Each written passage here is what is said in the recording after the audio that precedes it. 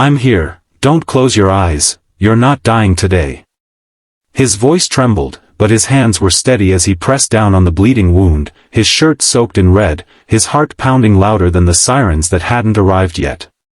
The little girl in his arms was slipping away, her breath shallow, her tiny fingers clutching his sleeve as if he were the only thing keeping her tied to this world. Around them, chaos blurred into nothing, honking cars, shouting strangers, flashing lights. But for him, there was only her fragile life hanging by a thread, and the silent promise he refused to break.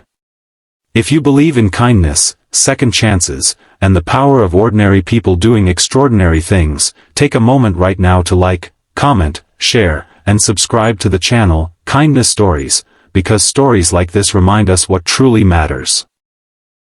The man holding her was named Adil, a single father who had spent the last 5 years learning how to survive with less, love with more, and never let his daughter feel the absence of the life they once had. Life had not been kind to him.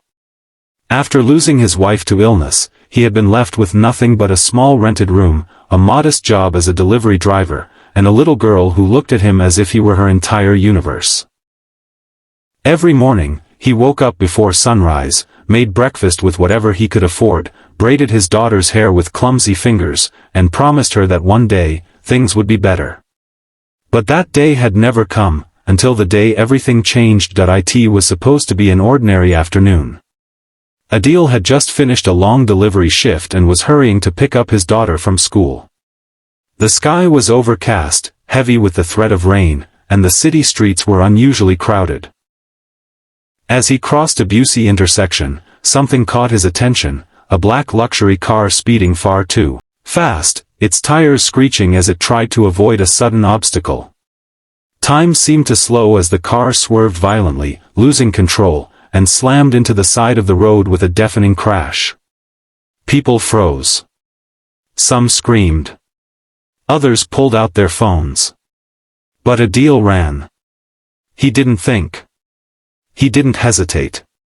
He ran toward the wreckage as smoke curled into the air and shattered glass glittered across the asphalt. Inside the crumpled car, he saw her. A young girl, no older than 10, trapped, bleeding, and barely conscious. The driver was slumped over the wheel, unmoving, but the girl, she was still alive. Adrenaline surged through him. He forced open the back door, ignoring the sharp edges that cut into his hands.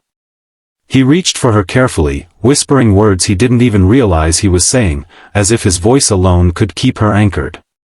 When he pulled her free, her head fell against his chest, her breath faint and uneven. Blood stained her clothes, her face pale and fragile, and in that moment, she wasn't someone else's child, she was every child, she was his child, she was a life that needed saving. He dropped to his knees on the pavement, pressing his hand against the wound to stop the bleeding. People gathered around, but no one moved. No one acted. The seconds stretched unbearably long. He shouted for help, for an ambulance, for anything. But it felt like the world had paused, waiting for someone else to take responsibility. So he became that someone. He lifted her into his arms and ran again, this time toward the nearest hospital, ignoring the pain in his legs, the burning in his chest, the fear clawing at his mind. All he could hear was her shallow breathing and his own desperate voice repeating, "Stay with me, please stay with me." By the time he burst through the hospital doors, drenched in sweat and blood, the staff rushed toward him, pulling the girl from his arms and disappearing into a blur of urgency. Adil stood there, trembling, his hands empty now.